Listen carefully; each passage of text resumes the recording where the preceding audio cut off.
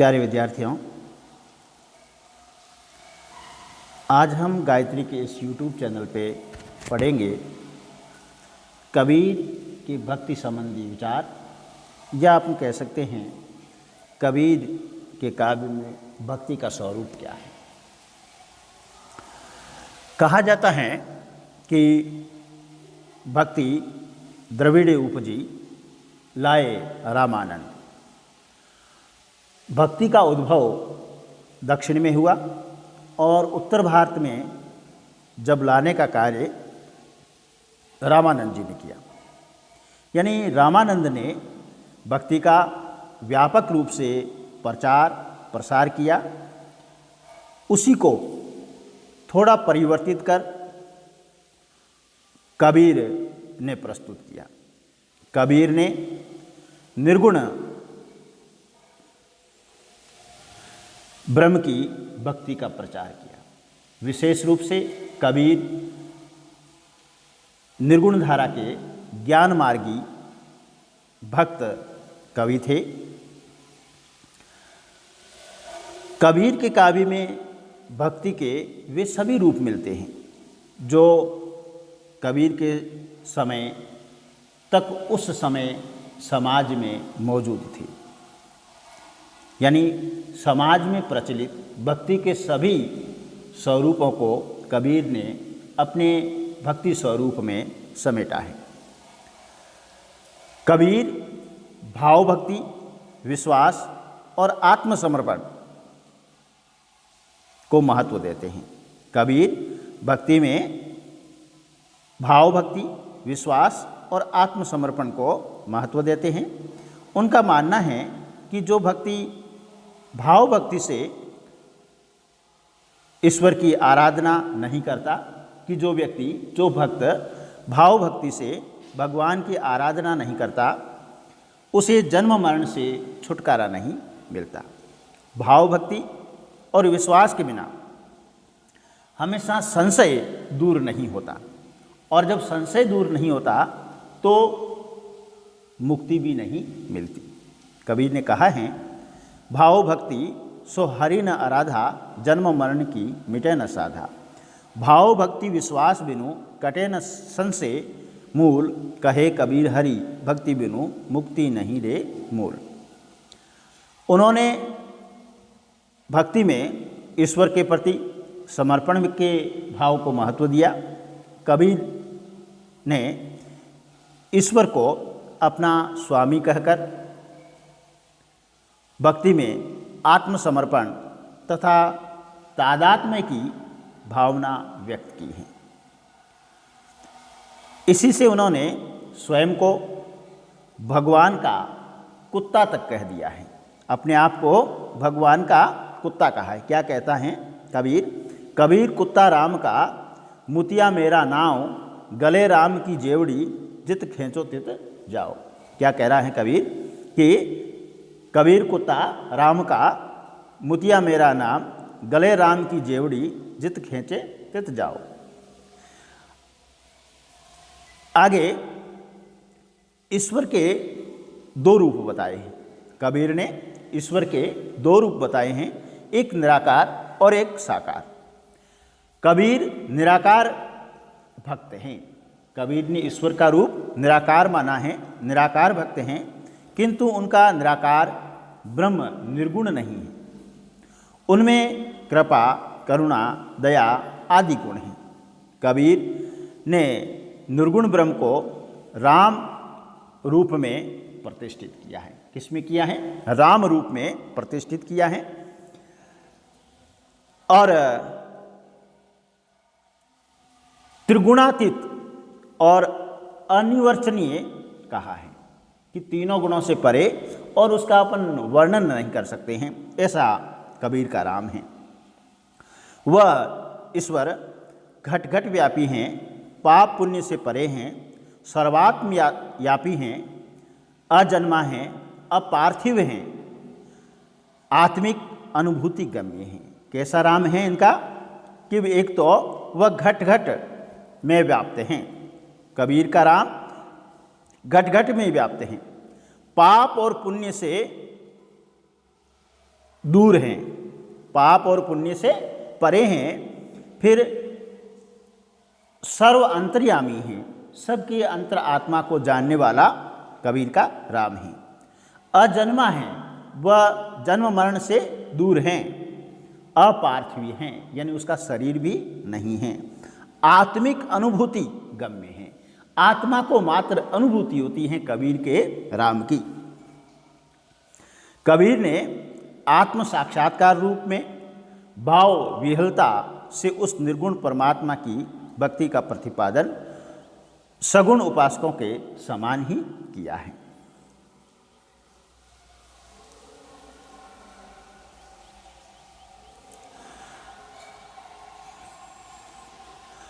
अब देखिए, कबीर की भक्ति से संबंधित कुछ विशेषताएं हैं। कबीर ने कुछ विशेषताएं बताई हैं कि कबीर ने ईश्वर को भक्ति के लिए नाम स्मरण, सदाचरण, सत्संगति, निष्कामता, मन की एकाग्रता और विश्वास, समर्पण का भाव आदि आवश्यक माने हैं। कि कोई भक्ति करे तो उसके लिए ये चीज़ें आवश्यक हैं। एक तो नाम स्मरण, भगवान का नाम का स्मरण करे, फिर आचरण उसका सत्य होना चाहिए, अच्छी संतों की संगति या सज्जनों की संगति होनी चाहिए, निष्कामता होनी चाहिए, काम भावना से वो परे होना चाहिए, मन की एकाग्रता होनी चाहिए, मन ऐसा ना हो कि बार बार विचलित होता हो, एक ईश्वर के प्रति पूर्ण विश्वास, ईश्वर के प्रति पूर्ण समर्पण का भाव आदि आवश्यक माने हैं। यहाँ हम एक एक विशेषता को लेकर के चर्चा करेंगे कि कबीर ने नाम स्मरण के बारे में क्या कहा है। कबीर भक्ति के लिए ईश्वर के नाम का स्मरण उसका रूप आवश्यक मानते हैं कि भक्ति के लिए, मुक्ति के लिए भक्त को ईश्वर का नाम स्मरण करना आवश्यक है और उसका रात दिन जाप करना आवश्यक मानते हैं। क्या कहा है? भक्ति भजन हरि नाम है, दूजा दुख अपार, मनसा वाचा कर्मणा, कबीर सुमिरन सार, मेरा मन सुमिरे राम को, मेरा मन राम ही आही, अब मन राम ही है, अब मन राम ही वेरया शीस नवाओ काहीं। कि मेरा मन जो है वो राममय हो गया, अब मैं किसके आगे जाकर के नमन करूं और शीस नवाऊं। ये था हमारा नाम स्मरण। दूसरी इसकी विशेषता आती है समर्पण का भाव। अब समर्पण के भाव में ये क्या कहते हैं? कबीर ईश्वर के प्रति सर्वस्व समर्पण का भाव रखते हैं। सब कुछ जो है वह ईश्वर को समर्पित कर दो, ऐसा भाव वह रखते हैं। वे यह मानते हैं कि सब कुछ ईश्वर का दिया हुआ है, कि जो भी हमारे चारों ओर मिलता है हमें, जो हम अपार्जिव करते हैं और जो हमें अनायास मिलता है, वो सभी क्या है? ईश्वर का दिया हुआ है। उसकी वस्तु उसे देने में क्या कंजूसी, कि ईश्वर का दिया हुआ है, वापस हम ईश्वर को दे रहे हैं, तो इसमें क्या कंजूसी है, क्या अपना है? उसको सर्वस्व सौंपने पर वे भक्त को स्वयं संभाल लेते हैं। क्या कहते हैं? मेरा मुझ में कुछ नहीं, मेरा मुझ में कुछ नहीं, जो कुछ है सो तेरा, तेरा तुझको सौंपता क्या लागे मेरा। कि मेरा तो कुछ नहीं था और जो दिया था वह परम सत्ता ईश्वर ने दिया था और मैं वापस उसी को समर्पित कर रहा हूँ, तो इसमें मेरा क्या लगा। केवल नाम जपहु रे प्राणी, परहु एक के शरणा। अब ये कह रहे हैं कि मैं रात दिन आपका नाम स्मरण करता हूँ और मैं तो आपके ही शरण में पड़ा हूँ, यानी पूर्ण रूप से समर्पण का भाव यहाँ दिखाई देता है। फिर अगली विशेषता है मन की निर्मलता। कि भक्ति अपन करते हैं तब मन हमारा निर्मल होना चाहिए, उसमें मलिनता नहीं होनी चाहिए। कबीर मन की निर्मलता और एकाग्रता को ईश्वर की भक्ति में सहायक मानते हैं। कि मन निर्मल होगा तब हम जो हैं भक्ति में एकाग्र हो सकेंगे। तो इसके लिए ये कह रहे हैं कि मन की निर्मलता भक्ति की एकाग्रता के लिए बहुत ही आवश्यक हैं, सहायक हैं। मन की पवित्रता के बारे में उन्होंने कहा है कि केसन कहाँ बिगाड़ी, जो मूड़े सो बार।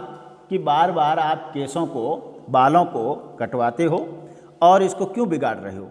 मन को काहे न मूड़िए जामे विषय विकार, कि मूड़ना तो किसे है? मन को, जिसके अंदर असंख्य विकार भरे हुए हैं।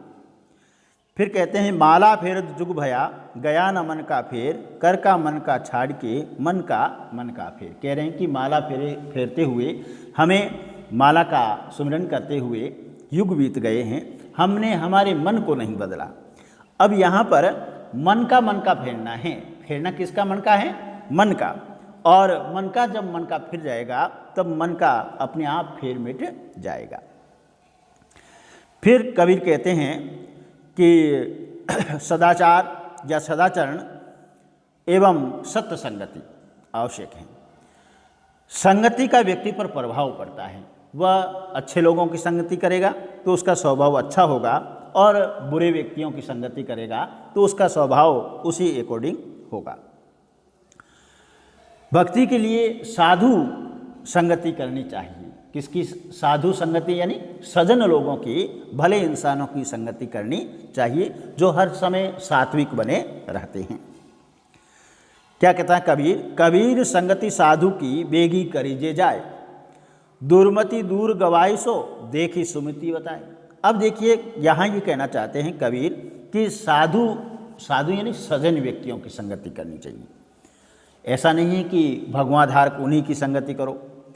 कबीर संगति साधु की, सज्जन लोगों की शीघ्रता से संगति करिए। बेगी करीजे जाए, दुर्गति दूर गवाई, कि सज्जनों की संगति होगी तब हमारे अंदर जो दुर्गति होगी, मलिनता होगी, वह अपने आप भाग जाएगी।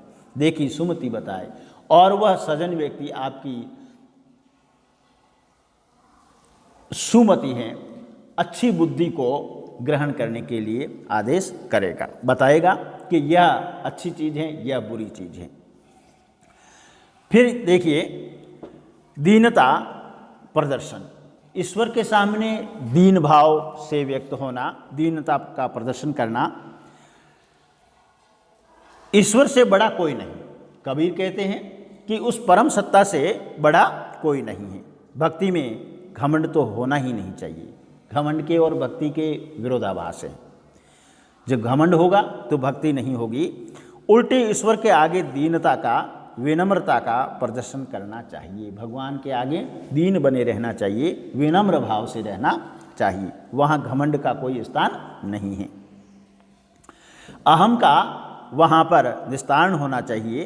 कबीर ने ईश्वर के सामने स्वयं को सब प्रकार से तुच्छ माना है। यानी भगवान के सामने कबीर ने अपने आप को निम्न माना है, तुच्छ माना है।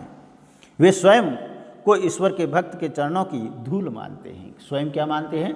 कि ईश्वर के भक्त की चरणों की धूल हूँ मैं। भक्त ही नहीं हूँ, ईश्वर के चरणों की धूल भी नहीं, मैं तो ईश्वर के भक्त के चरणों की धूल हूँ, यानी तीसरी स्टेप का व्यक्ति हूँ। स्वयं को उनका कुत्ता और गुलाम तक कहता है। कबीर जो है ईश्वर के लिए अपने आप को ईश्वर का कुत्ता मानता है और अपने आप को ईश्वर का गुलाम कहता है। क्या कहता है? मैं गुलाम मोही बेच गुसाई, तन मन धन मेरा राम जी के ताई। कबीर कुत्ता राम का मुतिया मेरा नाम, गले राम की जेवड़ी जित खींचे तित आओ। फिर देखिए कबीर विविध रूपों में, कबीर का आराध्य जो हैं उसके विविध रूप हैं। यानी विविध रूपों में अपने आराध्य की वह उपासना करता है। ईश्वर ने, यानी कबीर ने ईश्वर को सर्वस्व माना है, सर्वोच्च सत्ता माना है। यह हमने पहले ही जिक्र किया है। इसलिए उनके प्रति अपने कई प्रकार के नाते बतलाए हैं कि ईश्वर के साथ में कबीर के कई प्रकार के रिश्ते बताए हैं। कहीं उन्होंने ईश्वर को पति रूप में और स्वयं को उनकी पत्नी मानकर, कहीं ईश्वर को जननी और स्वयं को उसका पुत्र मानकर,